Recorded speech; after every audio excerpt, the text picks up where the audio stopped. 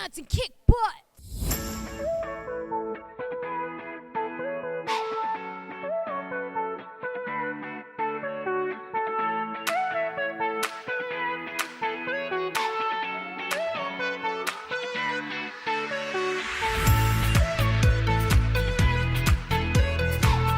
How's it feel to be like one of the only guys in amongst these powerful women, man? It's humbling. You have all the comments? I have your very first appearances. Oh. No, this is your first appearance. Is this the one where I took down Dana? Oh, thank you. I'm actually gonna keep this.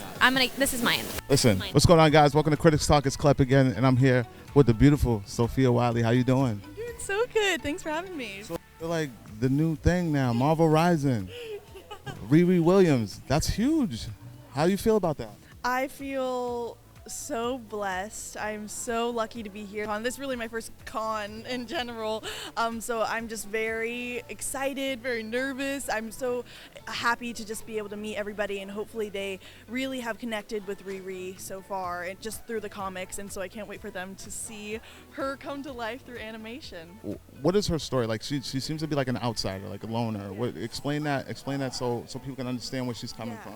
Yeah, well, RiRi has definitely dealt with a lot of loss in her life with her stepfather and her best friend, and I think that has really closed off her heart. She's put up these walls to protect her from any hurt in the future, so that stops her connecting to anybody. And I think the Secret Warriors, when they get to meet, of course she has these boundaries up, but I think they start to crumble down because she realizes that friendship and relationships are so important, and you can't just go through life trying to do it yourself. And so she's definitely learned a lot from them, and I think they're all just gonna continue to teach each other about themselves and become better. What's going on, guys? Welcome to CritiX Talk again. I'm Klep, and I'm here with executive producer for Marvel Rising, Court Lane. How are you, man? I'm excellent this morning. Let's talk about the process. Like, was it simultaneous? Was it planned? What came first? Oh, Lord. It was a very sort of organic process. We knew that we wanted to build something that featured mostly young women, and we wanted different types, different races, religions, body types. We wanted to be very inclusive, but we wanted characters that first resonated with girls. So we tested, I will say, over a dozen characters with girls, and the ones that really sort of called to them in terms of their story and what they went through and how they would evolve, those are the ones we picked. Girls even came up with the name Marvel Rising. It was really a conversation with young women and their moms and dads about what we could do to entertain them, but also bring a message that they would find important. Girls especially wanted themes of friendship and teamwork and these characters evolving. Now, are you finding that it's kind of spilling over into the male population? Because like I said, I am a fan of this. I love the stories. Some of those are my favorite characters, like Quake. I love Agents of S.H.I.E.L.D. Quake has always been a favorite of mine, and then Squirrel Girl being a favorite. Do you see that resonating with the younger guys as well? Yeah, when we started showing this to boys, they liked it just as much, which was a surprise, I'll be honest.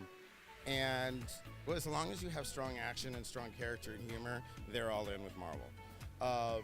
And, you know, these specials are now available on Marvel HQ on YouTube for free, and we know that a lot of boys are watching them because we're getting millions of views. So there has to be a lot of boys in there. So is there any talk of maybe a live action Marvel Rising? Not yet, but there is a set of specials that are coming after this one that we're going to announce at the panel today with some really fun character appearances happening. That's awesome. Now, one more question. Now we're talking about Ironheart, which is another cool character, offspring of Tony Stark. A huge fan of that comic. Was that why her? You know, we planned on that from the very beginning. But with so many characters in this story, we wanted to roll them out gradually.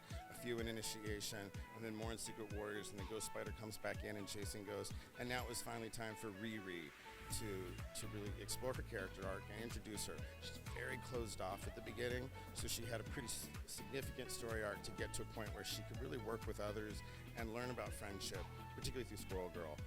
So we knew that was a big story to tell, so we saved it.